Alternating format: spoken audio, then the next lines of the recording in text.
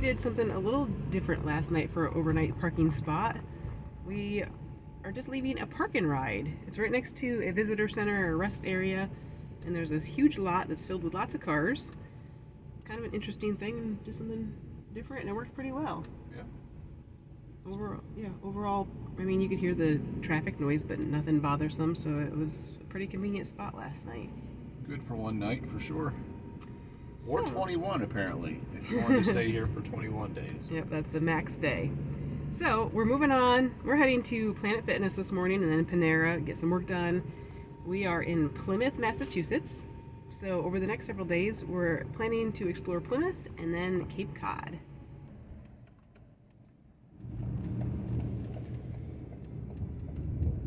Well, we've spent the whole day working at Panera, and now it's, almost 6 o'clock? Mm-hmm. And we are exploring Plymouth Harbor. And now we're about to go see a rock that has rumored that the Pilgrims brought all the way from England. We're gonna go. Somebody just walked up to the side here and showed us their phone like they just subscribed. That's pretty funny. I was gonna try to get them on camera, but they walked away. That's funny. Anyway, The things you wish you could get on camera. yeah. Anyway, Steve was making up stories. What's really gonna happen is we're gonna go see the really massive Plymouth Rock right now. Ready? Yep.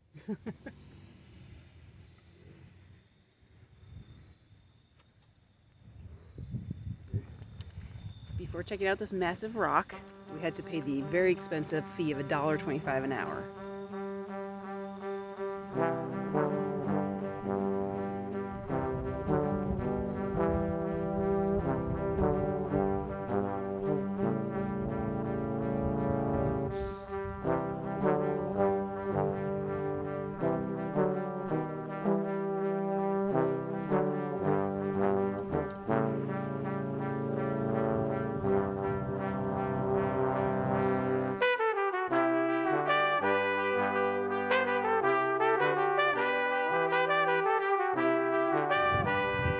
I don't know why the Pilgrims brought that over, but all right. So the rock is actually bigger than I expected it to be. To give you some perspective, here's a different angle. It's really no bigger than my thumb. Or about the size of my hand. From seeing pictures and hearing people talk about their experience seeing Plymouth Rock, I thought it was going to be half the size it was. So it was kind of cool that it's a little bit bigger. In doing some reading about it, I actually read that back in the 1700s it was split in half, and since that time pieces of it have been sold off, or there's been other things done with it. So that explains the smaller size in relation to what you might envision when you hear about the Mayflower passengers stepping off on the Plymouth Rock, if that actually was the actual rock. We're not 100% sure about that. So I always thought the Mayflower dropped Pilgrims off and left, but still here.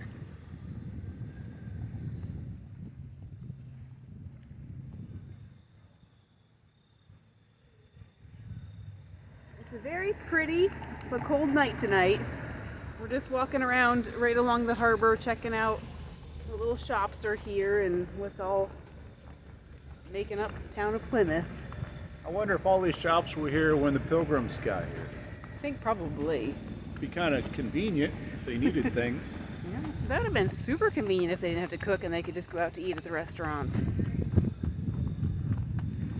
So we're back in the van, getting dinner ready. Seeing the Plymouth Rock was actually a little bit more impressive than I expected. I knew it was down in an area that you had to look down and it was out of reach, but I didn't realize it was actually open to the beach and that it looks like it was actually in the original place it's always been. So basically, if the tide comes up, it probably could actually cover the rock. The water, it looks like, has actually come up around that area that's at the bottom. So that was a little bit better than I expected, for sure. Now we are heating up leftovers. We're going to use our microwave again. We've been using that for leftovers and it's been going pretty well. Steve, would you say that when we cook, we use, like, for each of us, it's maybe like brings it down like 3 to 5% for each meal? I'd say about 5. For each meal? Yep. For each, so like 10% total. Yep. So there you have it. When we reheat food and maybe do some drink also, it's about 10%ish that we bring it down total. So that's not too bad as long as there's sun and we're driving around, which today we did have sun, so we're fully charged up and it works perfect. Earlier today we took turns while we were at Panera and we had healthy salads. Now we're having some Mexican stuff, kind of another variation of a salad. Our go-to, one of our go-tos, black beans, rice, salsa, tomatoes, avocado, all that kind of good stuff. Yum. Here's our kitty girl. Such a rough life. She has no idea where we are. No idea that the Pilgrims were even here.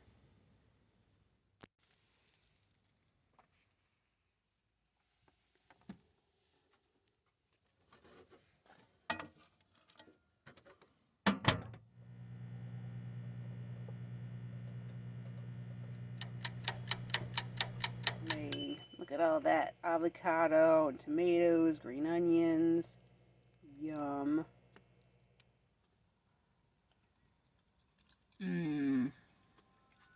Man, do I love this.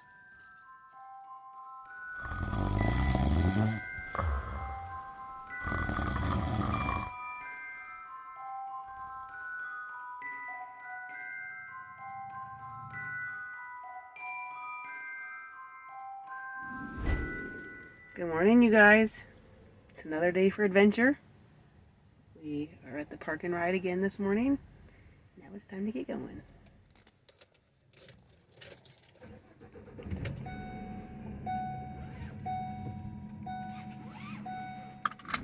After finishing our work this morning, we're heading to our activity for the day.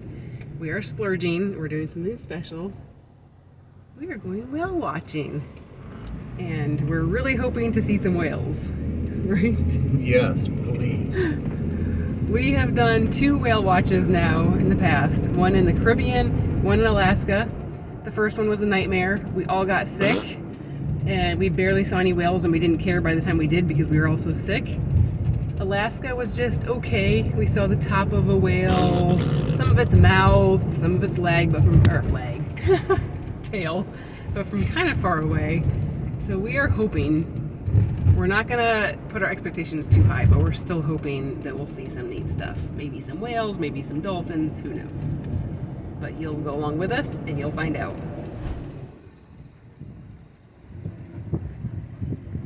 Grab it a little bit deep before we get on board. Hopefully I won't yak it up later.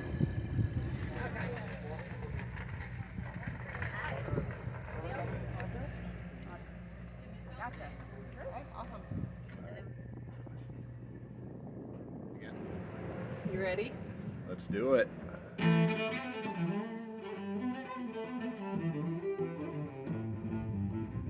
Front row seat. Nice.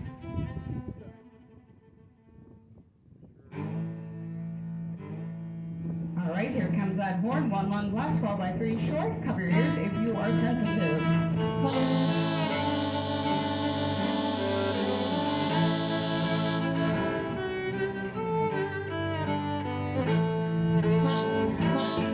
There we go. Took a little more time than I thought, but there's much reason they didn't make a liar out of me. Once again, my name is Barn. I will be your naturalist today. You are riding aboard the Tales of the Sea. Captain John Boat's Plymouth Whale Watching Tour departs from Town Wharf in Plymouth for a 3.5 to 4 hour trip out to Cape Cod Bay and Stellwagen Bank, a marine sanctuary and one of the primary feeding grounds for humpback and other species of whales. We selected this tour because of the convenient departure point and also because of the wildlife sightings the company had shared on their social media over the last several days.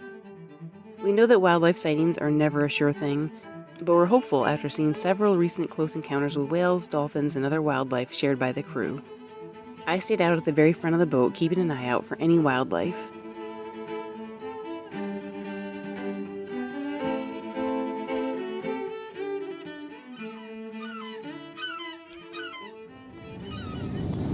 It's a beautiful day to be out.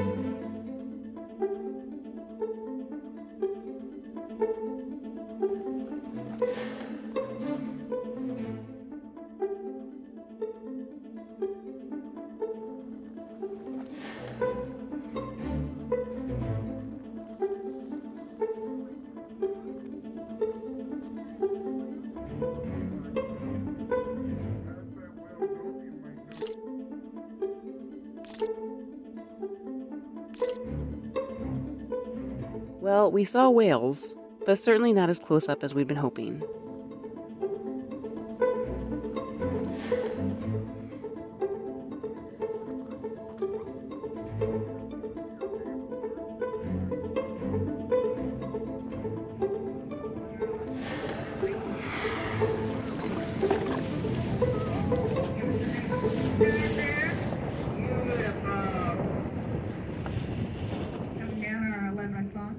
The sunfish is the heaviest bony fish in the world. The average mulla mullet is roughly 8 by 6 feet, but they can grow as large as 14 feet by 10 feet. There's no way that is a shark. Now, 9 o'clock.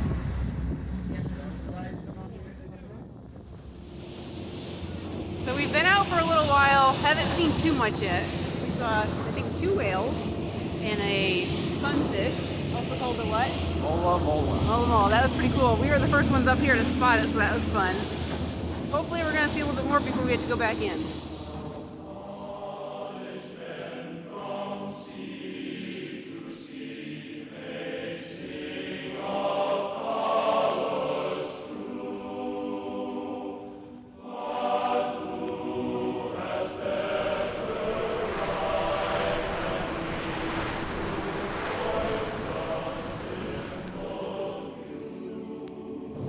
Oh man, we're coming back into port. Our whale watch is over. We had fun.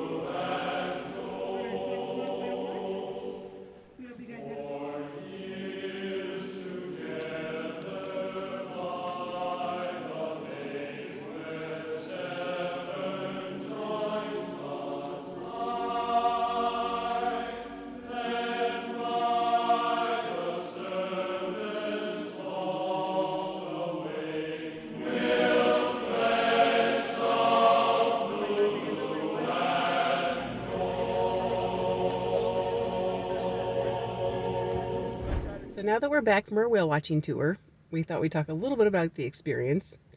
To use a phrase that Steve often uses, I would say it was just a big bowl of okay. But before I talk more about it, let's hear what Steve thinks. Yeah, it was just okay. It's kind of the analogy of a baseball game where we've now had 3 plate appearances, 3 separate different whale watching experiences, and we are 0 for 3. Maybe we got hit by a pitch, one of those at-bats, so we got on base, but we got quite the stinger to show for it, and that's about the only thing we have to show for it. It was all right. I mean, it was a beautiful day. It's always nice to be out on the water. We met some very nice people, but as far as the whales were concerned, it was a bit of a no-show. So before even booking the cruise, we did debate for a while because we know you can't guarantee what animals are going to do and what you're going to see. I had looked on the social media posts for a few different tours that go out just to see what they've been seeing recently, because some of them post every day what they see, and I knew there was a possibility we could see some neat things. I tried not to get my hopes up, but it's still a little disappointing that we got out there and really only saw one or maybe two whales, and not really close up. We did get to see like their tail fin and whatever, and we saw the mula mula. But sometime it'd be really nice to actually see them more active, more of them, maybe some bubble netting or breaching. We're just going to be patient on that. So I think it was a little bit more of a hard sell with Steve, I think, to get out there. And I think for both of us, it's going to be a hard decision to go again in the future. I'm hoping the more we go, maybe our chances will be better of seeing more, but it's one of those things you just know it's a toss of the coin, really. So I don't think it was the fault of the company we went with at all. The only critique I would say is we got out there, we saw one whale, and for some reason we left that area looking for other whales, where I wish we had maybe just stayed to see if we got better encounters with the one whale we did see, because we ended up going back to that same whale. So I'm glad we did it, I think. It was a little bit challenging for me because I felt a little queasy. As I get older, I get a little bit more motion sickness, so I had to really focus and couldn't quite enjoy things as much. But it was nice to get out there on the water. And like Steve said, we met some great people. We met a photographer that does nature photography, Ken. That was really nice. So again, I think we're glad we did it, but it wasn't all that spectacular. Yeah, the fellow we met, Ken, and you should look him up because he has some great photography. His name is Ken Grill. You can find him on Facebook Or Instagram. He told us that he's gone out multiple times, like dozens of times, and maybe that's all that it is. It's simply a numbers game, and that you have to keep going out and kind of luck of the draw almost as to what you'll see. So his a few dozen times doesn't quite compare to our 3 times, so maybe we just gotta keep spending hard-earned money to go see some animatronics. But that is the downside of that. It would add up. So maybe we'll do it again. He recommended some other locations to do tours from. So we'll see. Not this time, but maybe in the future. So we're hoping to do a little bit more in Plymouth and then to start heading to Cape Cod. So we'll catch you later. Well, this is where we're going to leave you for this episode. A quick thank you to all our patrons. If you enjoy our videos, please consider becoming a patron yourself by using the link on the screen that we've also included in the video description, along with other information about this episode. Thanks in advance, and we'll catch you on the next one. You can connect with us and see my photos of all the locations we visit on our Facebook and Instagram.